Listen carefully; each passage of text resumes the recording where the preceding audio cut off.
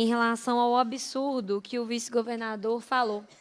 O vice-governador que, efetivamente, ele tem, de forma semelhante, como o governador tem feito, né?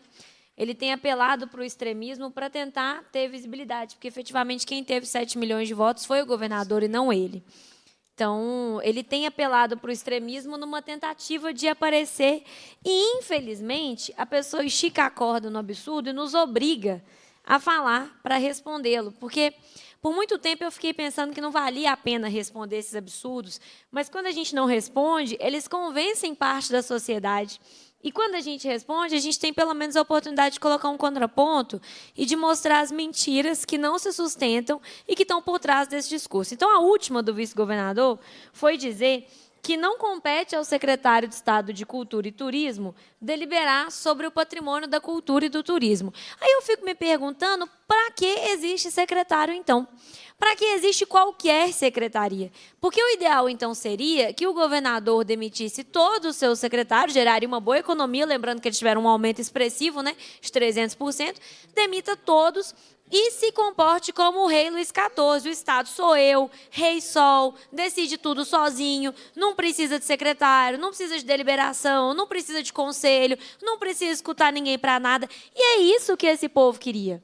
O povo do Novo não é a favor de conselho, o povo do Novo não é a favor de participação popular, o povo do Novo não é a favor de movimento social, o povo do Novo gosta de governar sozinho, mandando e desmandando, tomando as decisões de acordo com a cabeça deles e com o que eles acham correto.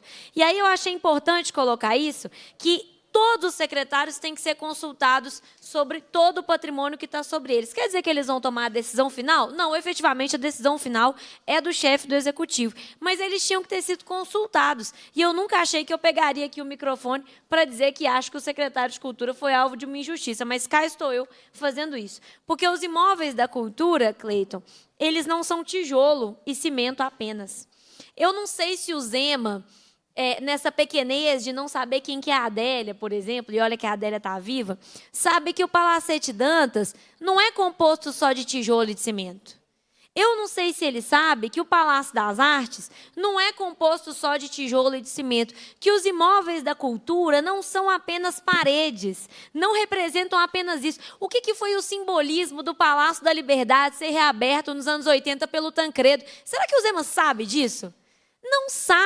Não sabe porque é pequeno, limitado e medíocre. A mesma mediocridade de um homem que não dá conta de saber que a poetisa que está recebendo o maior prêmio da literatura mundial, que é o Prêmio Camões, como recebeu a Adélia, é o homem que acha que os imóveis da cultura podem ser vendidos como se estivesse vendendo um lote.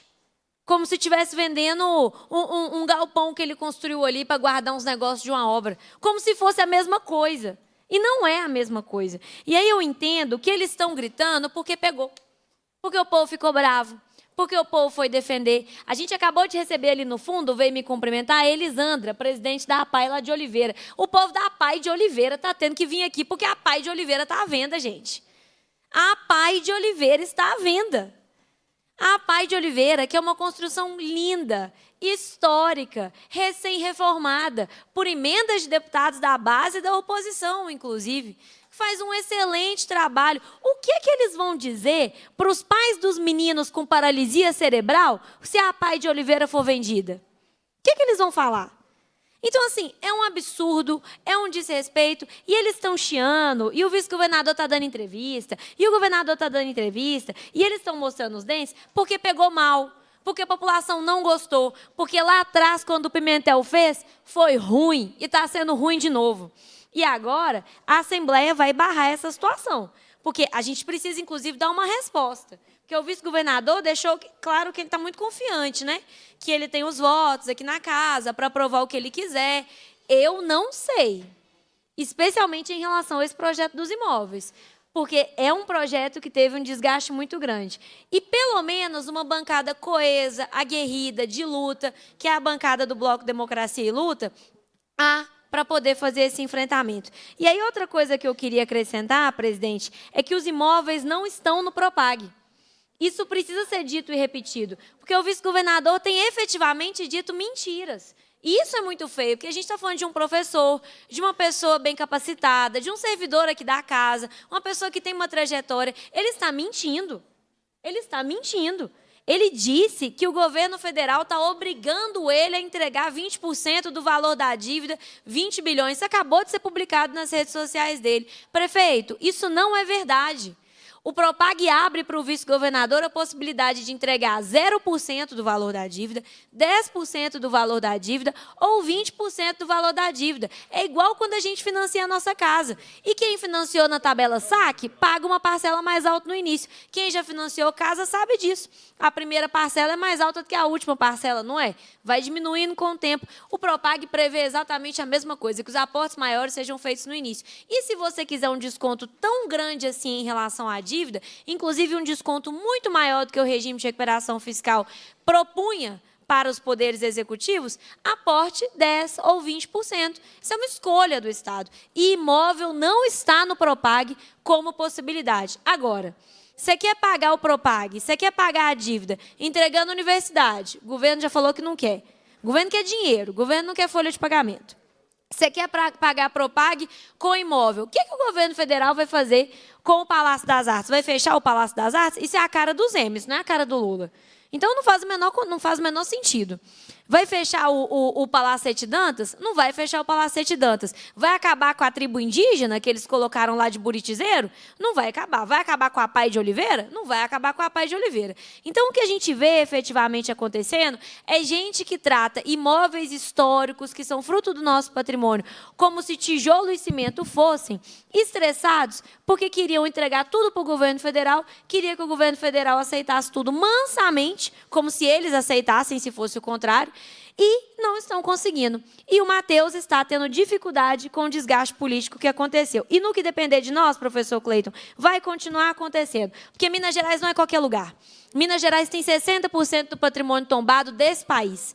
Inclusive, o IFAM está nas mãos do Partido Verde, do presidente Leandro Graz, e a gente tem atuado de todas as formas que a gente pode para que esse patrimônio seja cuidado. E não rifado. Porque hoje o presidente é o Lula, amanhã vira um Bolsonaro da vida aí de novo, a gente quer que o patrimônio de Minas continue dos mineiros e não sendo transferido.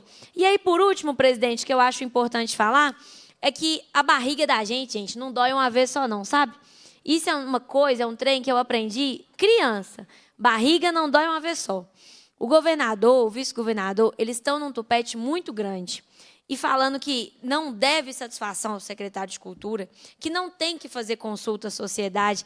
Gente, político tem entrevista de emprego de 4 em 4 anos, gente. De 4 em 4 anos, a gente distribui currículo e vê se o povo quer contratar a gente. Isso é um tupete, e isso pode ter um preço, Andréia. Mas pode ter um preço. O caboclo falar que ele não deve satisfação para ninguém sobre a venda desses imóveis. Então, eu queria deixar isso registrado, porque na hora que o povo de Minas, o povo lá de Oliveira, quiser saber como que o Zema tratou a Pai de Oliveira, que atende a microrregião inteira, na hora que o povo do Lagoa dos Mandarins, lá de Divinópolis, que é um bairro inteiro que o Zema quer vender, quiser saber por que ele está querendo vender o lote onde a casa do povo está construída, na hora que o povo da UENG quiser saber por que o governador quer vender, e na hora que os trabalhadores da cultura, os artistas, os expositores, os escritores quiserem cobrar essa fatura, o governador efetivamente e o vice-governador vão ser lembrados que barriga não dói só uma vez, que eles não estão numa monarquia e que a gente depende de voto para estar aqui tendo poder, para poder ter microfone, para poder tomar decisão em nome dos outros. E isso é delegado de 4 em 4 anos. Obrigada, viu, presidente Andréia?